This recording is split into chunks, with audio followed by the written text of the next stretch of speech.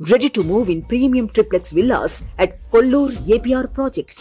Public service commission ఫలితాలు మంగళవారం విడుదలయ్యాయి. 1016 మంది సివిల్స్ కి ఎంపికయ్యారు.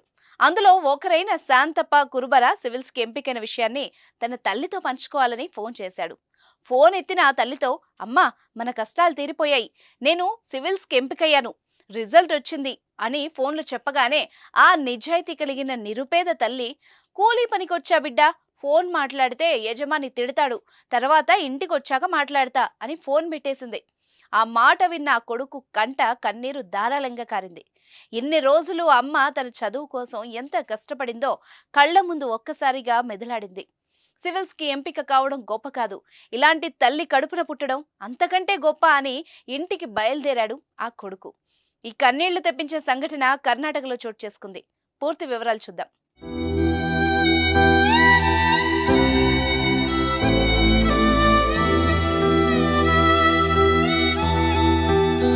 కర్ణాటక రాష్ట్రం బళ్ళారి జిల్లా కురుగోడు తాలూకా కొత్త గెణిగేహాల్ గ్రామంలో జడేయమ్మది నిరుపేద కుటుంబం. పెళ్లైన కొద్ది రోజులకే శాంతప్ప కురుబర జన్మించాడు. కుమారుడు పుట్టిన కొద్ది రోజులకే భర్త శివకుమార్ అనారోగ్యంతో చనిపోయాడు. అసలే పేద కుటుంబం, కొడుకును చదివించడం భారమైంది. దీంతో కూలీ పనులకు వెళ్తూ కొడుకును గెణిగేహాల్ ప్రభుత్వ పాఠశాలలో 1వ తరగతి నుంచి 10 వరకు చదివించింది. బళ్ళారి ప్రభుత్వ మున్సిపల్ కాలేజ్లో ఇంటర్ చదివిన శాంతప్ప ఫెయిల్ అయ్యాడు. తల్లితో పాటు కూలీ పనికి వెళ్లాడు. కానీ కొడుకు కూలీ పనికి వచ్చి కష్టపడుతుంటే ఆ తల్లి గుండె తల్లడిల్లింది. తనని అలా చూడడం ఆమె వల్ల కాలేదు.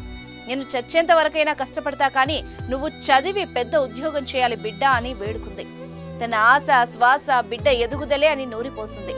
కొడుకును ఉన్నత స్థితిలో చూసేందుకు ప్రాణం ఉన్నంత వరకు పోరాడతానని చెప్పింది. దీంతో ఆనాడే అమ్మకు మాటిచ్చిన శాంతప్ప ఏడాది పాటు కష్టపడి చదివి ఇంటర్ 48% పాస్ అయ్యాడు. బళ్ళారి వీరశైవ మహావిద్యాలయంలో BSc చదివి 78% మార్కులతో ఉత్తీర్ణుడయ్యాడు.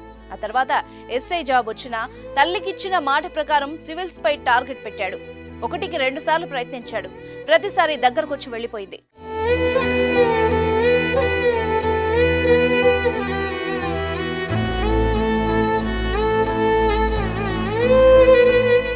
ఈసారి వదిలి పెట్టకూడదనుకున్న శాంతప్ప కురుబర కసిదీర చదివాడు. దేశంలోనే 644వ ర్యాంకును సాధించాడు. అమ్మకిచ్చిన మాట నిలబెట్టుకున్నాడు. ఇప్పుడు అతని ముందున్న ఏకైక లక్ష్యం ప్రజలకు వీలైనంత ఎక్కువ సేవ చేసి అమ్మ కష్టాన్ని మర్చిపోయేలా చేయడమే. హ్యాట్స్ ఆఫ్ టు తల్లి జడేయమ్మ అండ్ కొడుకు శాంతప్ప. సుమన్ టీవీలో మీ పర్సనల్ అండ్ బిజినెస్ ప్రమోషన్స్ కోసం కింది నెంబర్కి కాంటాక్ట్ చేయండి.